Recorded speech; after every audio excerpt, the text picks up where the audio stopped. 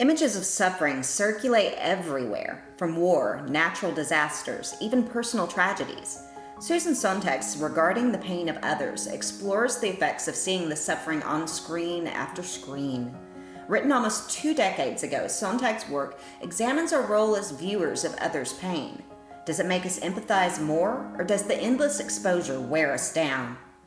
Susan Sontag was one of the most incisive cultural critics of her time. Her numerous essays on art and photography focused on the ethics of viewing suffering.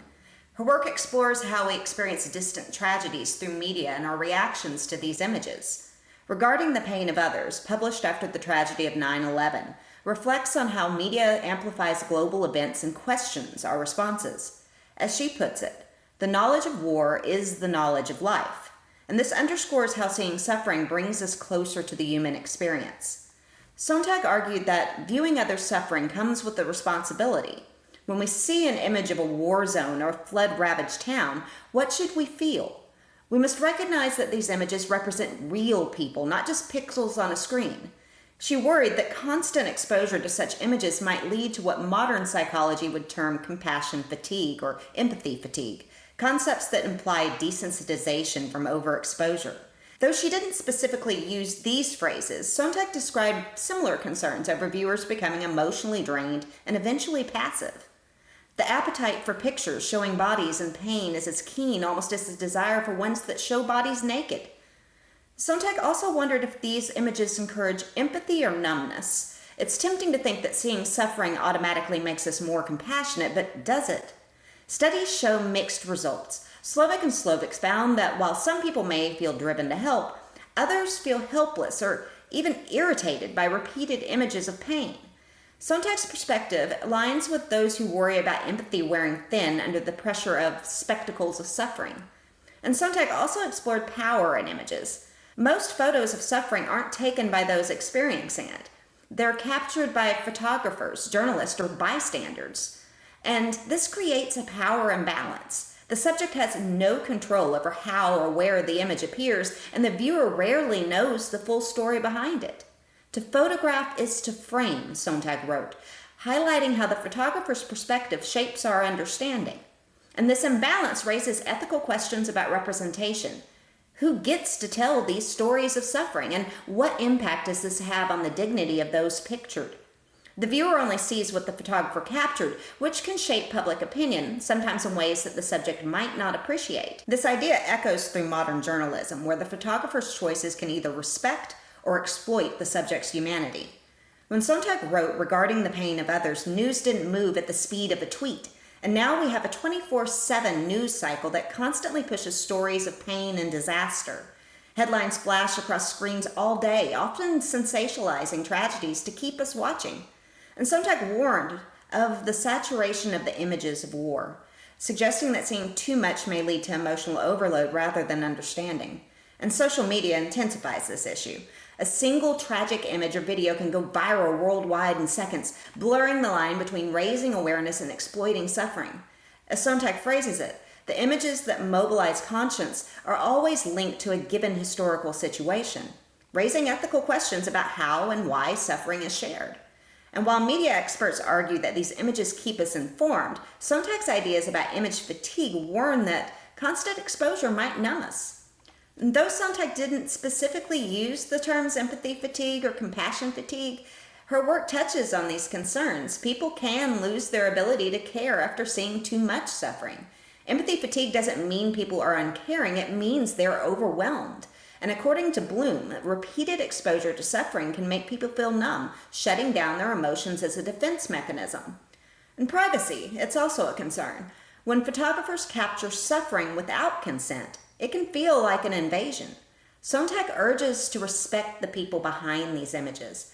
Their suffering is not entertainment, and viewers should remember that there are real lives beyond the frame.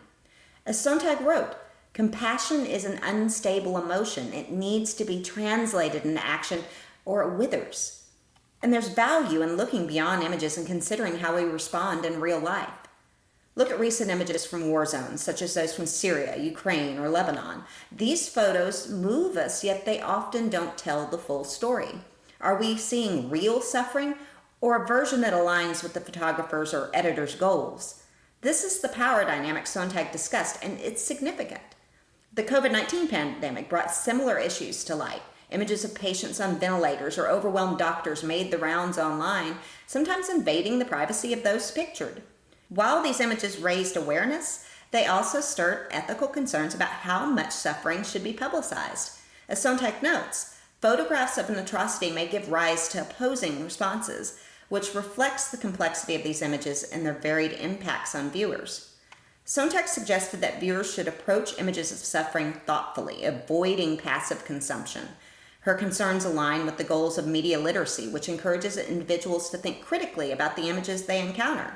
And rather than simply absorbing what the media provides, Sontag urges viewers to question why certain images are shown and consider the context behind them. Resources like the Center for Media Literacy offer guidelines for understanding how media shapes public perception, a skill essential for analyzing the flood of images we see daily. In Sontag's view, this critical approach is key to maintaining empathy and respect for those depicted in tragic circumstances. For those who document suffering, there's a need to handle it with respect. Photographers and journalists shape how we see the world, and this power requires responsibility. Sontag would argue that artists must avoid exploiting their subjects and remember the humanity of those who suffer. And consent is a major issue here. Many professionals now prioritize asking for consent before publishing images, respecting the dignity of those they portray. Sontag's advice holds that adding context and stories can turn an image from a mere spectacle into a respectful representation of reality. So, what can we do? First, we can choose how we consume media. Sontag's book-length essay encourages critical thinking, and instead of mindlessly scrolling, we can ask ourselves, why is this image being shown? What's missing?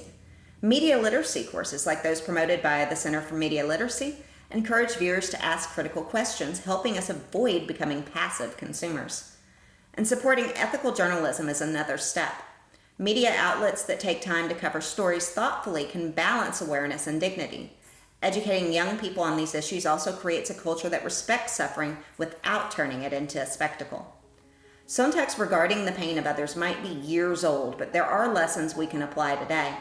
And as the media feeds us a nonstop diet of tragedy, we can think about how we respond. By viewing suffering with care and questioning the ethics of these images, we honor the lives behind them instead of just scrolling past. We can see suffering with both heart and mind, acknowledging the humanity in every image. If you enjoyed this video, you know the drill. Like, share, and subscribe. Your support means the world. And this one on Sontag might be the next one to watch.